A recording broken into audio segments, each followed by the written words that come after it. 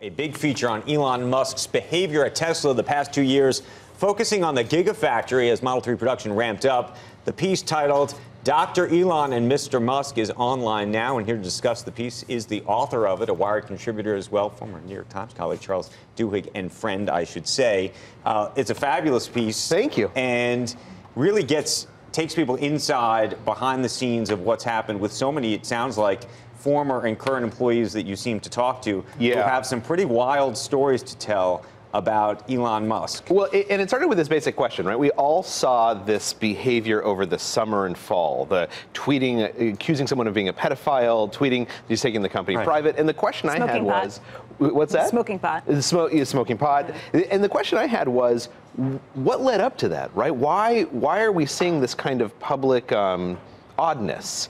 And when I started talking to people, and I talked to dozens and dozens of current and former Tesla executives, what they said is, this is the culmination of a pattern that's begun over the last 2 years, right? Pressure inside Tesla over the Model 3, their new vehicle that they're selling now, the one that's caused all the problems, built and built and built, and it changed the culture. It changed Elon Musk in some ways. Well, that's what I wanted to ask. I mean, there are moments in this story where you have anecdotes where he's walking into the factory saying, I've got to fire someone today.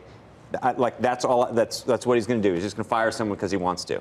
People told me that he would walk through factories and that he would stop and interrogate people, and if they gave him the wrong answers, he would fire them. One manager told me that she actually forbade her employees from walking close to Elon's desk because she was worried that he would stop them, ask a question, they would give the wrong answer, and they would be fired. Okay, so in Elon Musk's defense, and he said it on 60 Minutes, he said, if I was so erratic and I was such a mess, effectively, we would not have been able to have the success and have gotten through this production hell that we did. Do you believe that? Well, that's exactly what Tesla says also. They say, look, we are trying to do the extraordinary. We're trying to do something that's impossible. And when that happens, you need impossible situations. You need the extraordinary employees, and you need to get rid of the people who are not extraordinary. But there was a lot of people who look at the people who left who say they were actually pretty extraordinary. Some of them were considered the adults in the room. Absolutely. And those who are betting against this company are saying this last piece of good news was a magic trick. Well, and that's the biggest concern for former employees. Everyone said Tesla had the greatest staff that has probably ever been put together in the automotive industry, right? At least since Henry Ford started. And they have said that what they have done so far is amazing. But at this point, many people are leaving.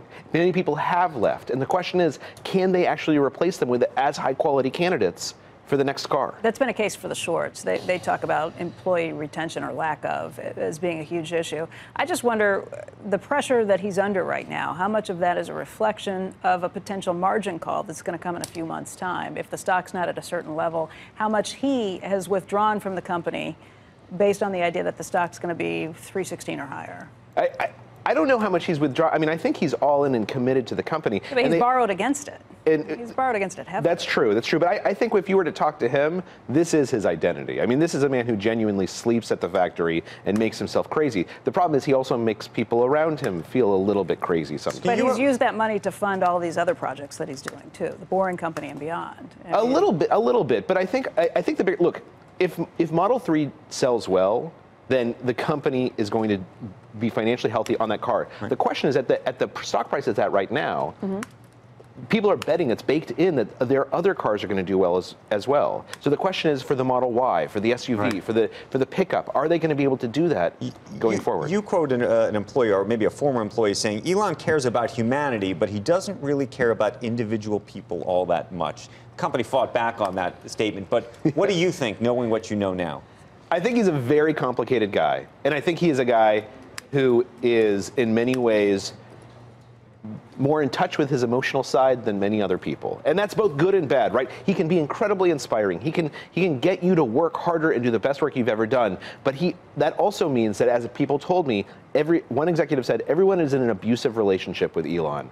That what I heard again and again and again is that when people walk in, they don't know if they're going to be fired that day. Because oftentimes people are fired for what seem like arbitrary reasons. There are public humiliations. Now, what Tesla would say is nobody's fired for arbitrary reasons. They're fired because they're not living up to the standard of excellence. And that is the passing grade at Tesla. But that's a hard place to work. And at some point, a company is not just about who's on top. A company is about how strong the team that goes down 3 or 4 levels is.